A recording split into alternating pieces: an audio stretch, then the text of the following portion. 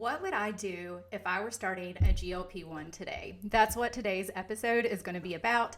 And I'm going to go through all the things that I would do if I were starting this journey for the first time. So I am not putting these in any certain order or anything, but I am going to go through them. I have them listed on my computer. So if you see me glancing over, it's just because I wrote this list out beforehand and I don't want to forget anything important. So if I were starting a GLP-1 today, the first thing that I would think about is titrating up as slowly as I can. And the reason for this is I think that a lot of us get into this and thinking that we want to lose weight as quickly as possible. And yeah, that is a goal.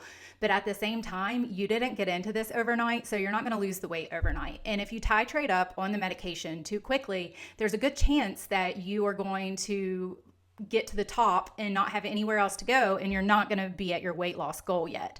So titrating up slowly, that looks like if you're on 2.5 and you're still losing a half a pound to 2 pounds per week, then staying where you're at. If you have a doctor that is making you titrate up, which I know that some people do, and some people, their insurance will only cover it if they titrate up at their pace, I would change. I would pay for the medication myself before I let insurance tell me if I needed to go up in my dose. So that is one of the first things, and honestly one of the most important things that I think that anyone could tell you when starting your GLP-1 journey is just to titrate up slowly. Take your time. This isn't a race, it's a marathon. Secondly, one of a great tip I think for newbies just starting out is to give yourself grace. There are going to be days that suck, okay? There are going to be days where you eat everything wrong, you do all the wrong things, you just have a bad day.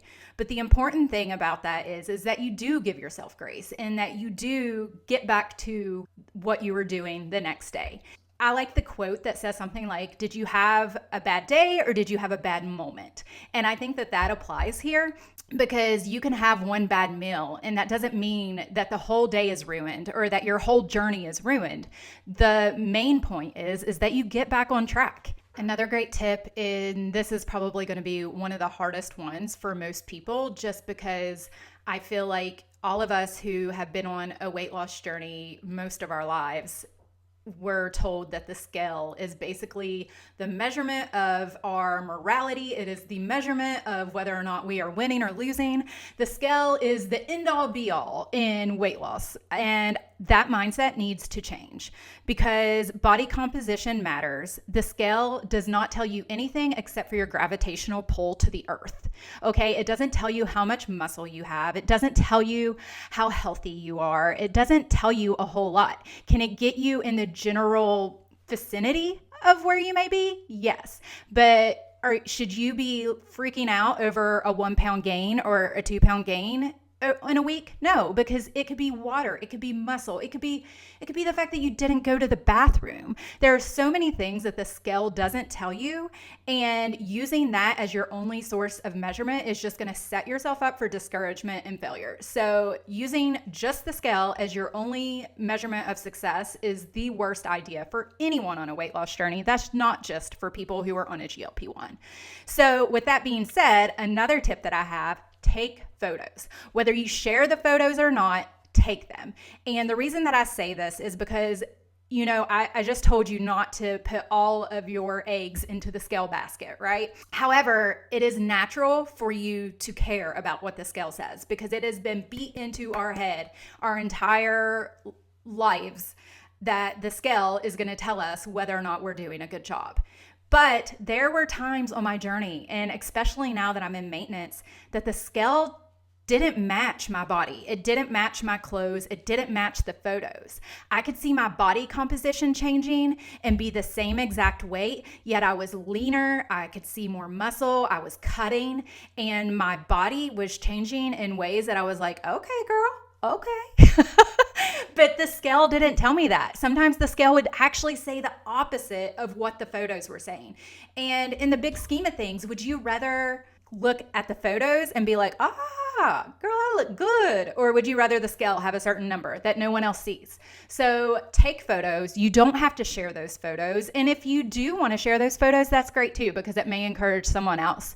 But photos were so important on my journey. They don't even have to be like undressed or scantily clad or anything like that. You could take them in the same shirt each week or each month or whatever works for you, but definitely take photos. Okay, this video is going to be so packed with so many tips and tricks because I just have so many things that I feel like newbies should know when starting their journey. So the next one is going to be incorporate movement. And whatever that looks like for you may be different depending on where you are in your journey.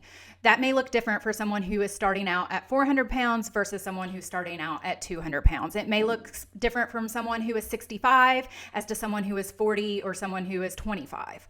So movement is going to be such a personal thing throughout this journey. When I first started, my main source of exercise was biking, playing softball, walking. I started taking the stairs anytime I was working a different job at that time. And anytime I would have to go to the bathroom, I would go to the third floor of my building to go to the bathroom. So I had to walk all those stairs. And y'all, I pee way too much. And I figured that out when I was taking the stairs every time I had to pee. So things like that, just little changes are going to make such a big difference in your journey, and they're going to matter, and you're going to evolve. So it may start out as walking a mile every day, and then it evolves into, let's go to the gym as you start to lose weight and you start to feel better. So movement is so important. I will say that I think now looking back, I wish I would have started like really strength training more in the beginning. And I did do strength training and I did go to the gym, but it wasn't at the level that I do it now.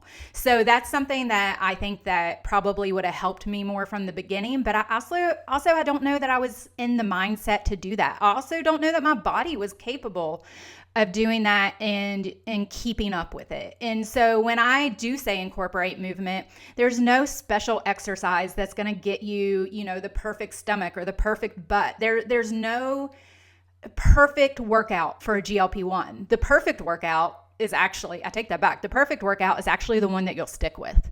So whatever it is that you will stick with and keep doing, that's the perfect workout for you on a GLP-1. And I think that that's one of the most important things, is not to let someone tell you that you're not doing enough, or to let someone tell you, oh, if you don't go to the gym and squat 300 pounds, you're not doing it right. No, I just want you to stick with it. So whatever that looks like to you. For me, it's sports. I love anything competitive. So you get me doing something competitive and I will do it all day without complaint. And it took me a while to get my head around the gym. So it looks different for everyone. Don't let anyone make you feel bad about what you're able to do. But at the same time, try to keep pushing yourself to do more every time. Another thing, protein. Prioritize protein. And the reason that I say this is, one, protein makes you feel satiated, which means you feel full longer when you eat protein. Protein also helps with muscle mass and not losing too much muscle mass. Anytime that you are losing weight, you run the risk of losing muscle. Everyone is going to lose muscle when they're losing a large amount of weight. And that's because my body at 222 pounds didn't need the same amount of muscle that my body at 140 pounds needs. So it's expected that you're going to lose some muscle on this journey, but prioritizing protein when you're eating is going to make sure that that isn't the only thing you're losing, that you're also losing fat. So prioritizing protein, however that looks for you, whether it is when you're eating, that's just what you eat on your plate first. So if you have chicken and vegetables and mashed potatoes or something like that, eat the chicken first.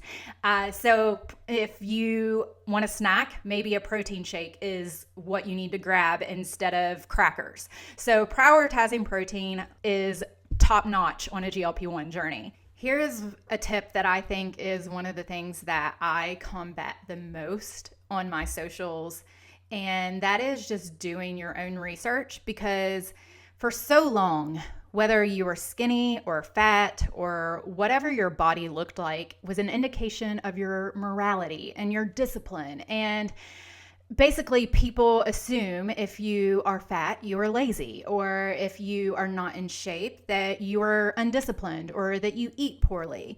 And that is not the case for everyone. And with this being said, GLP-1s have kind of leveled the playing field. And I think that that makes a lot of people uncomfortable. The people who have never struggled with their weight and have used that of some type of moral superiority in how they feel about themselves are now feeling a little insecure because, hey, that girl that has always been overweight is now all of a sudden thin and I'm not special anymore. And I hate that that's how it is. but it is. So doing your own research, not going with all the fear mongering and things, you'll see these headlines like everybody's going blind, everybody's having stomach paralysis, and it's not even true. Honestly, Tylenol has scarier side effects listed on the bottle than a GLP-1. People telling you, oh, just wait 10 years when we find out what these start doing to people. GLP-1s have been around for 2 decades, so 20 years or more. There's so much research. They were just used for other things. So my suggestion to everyone is to always do your own research. And that goes both ways. Like if you see something good, make sure that it's a peer-reviewed medical study and not some Joe Schmo, just saying that they saw one person who got sick from a GLP-1 and now it's a whole thing and they're fear-mongering everybody from one person. All medications have side effects, but GLP-1s are something that's made naturally already in your body, and the side effects are very minimal compared to the results that people are getting. So doing your own research is vitally important. Another tip I would give to newbies is to start a vitamin regimen. And I don't mean like just go to Walmart and buy some vitamin that is cheap and won't absorb in your bloodstream, but actually invest in good vitamins. I will link the vitamin regimen that I use in the caption of this video. So if you're interested in that, the vitamins, they cost around like $60 and I swear by them. I haven't had any hair loss, and usually hair loss results from malnutrition. And when you are losing weight, sometimes you aren't getting all the vitamins and supplements that you need to keep your hair and nails and things healthy. And that is natural. It's not related to just GLP-1s. That is any type of weight loss. You run the risk of being malnourished in a way that you may have hair thinning or brittle nails or things like that. So finding a good vitamin regimen is imperative to ensuring that you don't have hair loss. I didn't have hair loss on my journey at all, and I was on the same vitamin supplement my entire time, and I will probably take it till my very last breath. So next, finding like-minded community. And right here is where I'm going to do shameless self-promotion. If you are not part of our online GLP-1 community, it is free to join. And we have, it's pretty much like a Facebook chat without being censored like Meta likes to censor everyone. So I host it, I run it, I moderate. I have a friend that moderates too, but it's not going to be censored. You can say name brands. You can say whatever you want as long as you're not being a jerk. And you can talk about whatever you want with like-minded people who are going through this journey too, who aren't going to be judgmental because they understand and they are in this with you. So I will also put the link for our online community down in the caption of this video. Again, you can join for free, and it's just going to surround you with like-minded people who are on this journey. You will find people asking questions that you may have the same question, and it may be something helpful to you on your journey. You can share your story and ask questions, and people who are also going through the same things as you are going to be able to respond and answer. I highly recommend joining that. Again, it's free, so no reason not to. Another thing, get ahead of your GI issues, whether that be magnesium, Miralax, or Imodium, because you will sometimes have GI issues that go both ways. And go ahead and get ahead of those. Don't wait until you haven't went to the bathroom for 5 days before you actually do something about it. And that is going to happen throughout this journey because that's the way GLP-1s work. They slow down your gastric emptying, which is what helps you to feel satiated. But that also means that you don't go to the bathroom as often. You're also not eating as often or eating as much. So your bathroom, digestion and things are going to slow down there too. And another thing is if you are able, and of course, always talk to your doctor about it, but if you are able, always push through those initial side effects. My dog is barking.